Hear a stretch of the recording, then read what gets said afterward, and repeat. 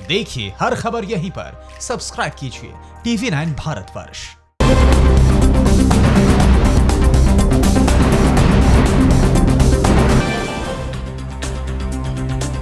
दिल्ली में कोरोना संक्रमित मरीजों की संख्या 90,000 के पास पहुंच गई है। दिल्ली में कहां मिला पुलिसकर्मी का शव? दिल्ली एनसीआर की सभी बड़ी खबरों के लिए देखिए न्यूज टॉप 9 दिल्ली एनसीआर। देश की राजधानी दिल्ली में कोरोना वायरस के मामले लगातार बढ़ रहे हैं। दिल्ली में बुधवार को कोविड-19 के 2442 नए मामले सामने आए, जबकि 61 लोगों की मौत हो गई। अब दिल्ली में कोरोना के मामलों की कुल संख्या 89,802 पहुंच गई है। हालांकि इसमें से रिकवरी या अस्पताल से डिस्चार्ज होने वाले मरीजों की संख्या 59,992 है। दिल्ली में अब 27,007 एक्टिव केस हैं। अब तक दिल्ली में कुल 2,803 लोग कोरोना के कारण अपनी जान गंवा चुके हैं। दिल्ली के मुख्यमंत्री अरविंद केजरीवाल ने कहा कि दिल्ली में पहले से स्थिति सुधरी है और अब हालात काबू में है। दिल्ली में आज 67% मरीज ठीक हो चुके हैं। रोजाना मिल रहे नए केस और मौत के आंकड़ों में भी कमी आई है। इसे और भी कम करना है। केजरीवाल ने कहा कि 1 जुलाई तक हमें 60,000 एक्टिव केस की उम्मीद थी, लेकिन आज सिर्फ 26,000 एक्टिव केस हैं।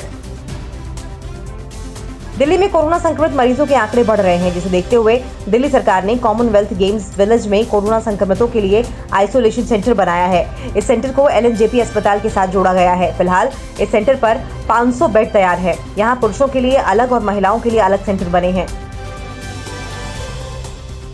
अनलॉक 2 के लिए केंद्र सरकार द्वारा जारी दिशा निर्देशों के आधार पर दिल्ली सरकार ने बुधवार को दिल्ली में अनलॉक 2 के लिए दिशा निर्देश जारी कर दिए हैं। नए दिशा निर्देशों के मुताबिक रात की कर्फ्यू का समय 10 बजे से सुबह 5 बजे तक होगा। पहले रात 9 बजे से सुबह 5 बजे तक कर्फ्यू रहता था। इसके अलावा दिल्ली में फिलहाल मेट्रो, जिम व बार पर रोक बरकरार रहेगी। मेट्रो रेल सेवा, सभी शिक्षण संस्थान, होटल और अन्य हॉस्पिटलिटी सेवाएं, सभी cinema hall, gym, swimming pool, theatre, bar, auditorium, assembly hall भी अभी बंद हैं। अनलॉक 2 के पहले ही दिन गाजियाबाद पुलिस ने कोरोना से बचाव के लिए अनोखी पहल शुरू की है। सभी थानों पर तैनात रिजर्व फोर्स को कोरोना फ्लाइंग स्क्वाड के रूप में इस्तेमाल करने का फैसला किया गया है। ये टीमें वाहनों पर फ्लाइंग स्क्वाड का स्टिकर लगाकर अपने अपने थाना क्षेत्रों में गश्त करेंगी। यही नहीं, कोविड-19 को लेकर जारी किए गए दिशा निर्देशों के आधार पर अगर कोई नियमों का पालन करते हुए नहीं पाया जाता तो उनके खिलाफ कानूनी कार्रवाई और कोविड अधिनियम के तहत कार्रवाई की जाएगी। दिल्ली के छावला इलाके में बुधवार देर शाम एनकाउंटर के बाद पुलिस ने 2 कुख्यात बदमाशों को गिरफ्तार कर लिया है। पुलिस एनकाउंटर में बदमाशों के पैर में गोली लगी है। जख्मी हालत में दोनों बदमाशों को अस्पताल में भर्ती कराया गया है, जहां उनका इलाज चल रहा है। पुलिस के हथे चढ़े इन बदमाशों पर इलाके के ज्वेलर और प्रॉपर्टी डीलर के घरों पर जबरन वसूली के लिए धमकाने का आरोप है। कुछ दिन पहले नजफगढ़ इलाके में एक ज्वेलरी शोरूम पर इन बदमाशों ने फायरिंग भी की थी, जिसका CCTV फुटेज भी है।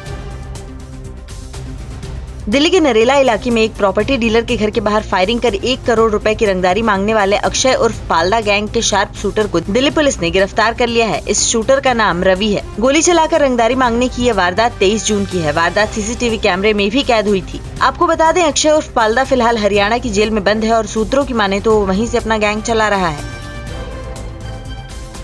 दिल्ली के कैंट इलाके में दिल्ली पुलिस के एक सिपाही ने फांसी लगाकर खुदकुशी कर ली। बुधवार देर रात कैंट के पालम स्टेशन की ओर जाने वाले रेलवे ट्रैक के पास उसका शव पेड़ से लटकता मिला। सूचना पाकर मौके पर पहुंची पुलिस ने शव को कब्जे में ले लिया है और पोस्टमार्टम के लिए दीनदयाल उपाध्याय अस्पताल भेज दिया गया है। पुलिस ने मामला दर्ज कर जाँच शुरू कर दी है।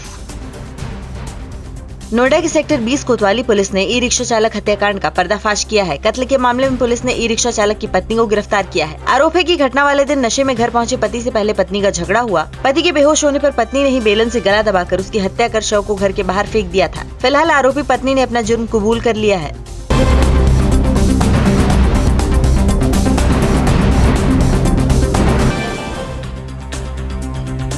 न्यूज टॉप 9 रोज सुबह 7 बजे और शाम 7 बजे सिर्फ TV9 भारतवर्ष पर।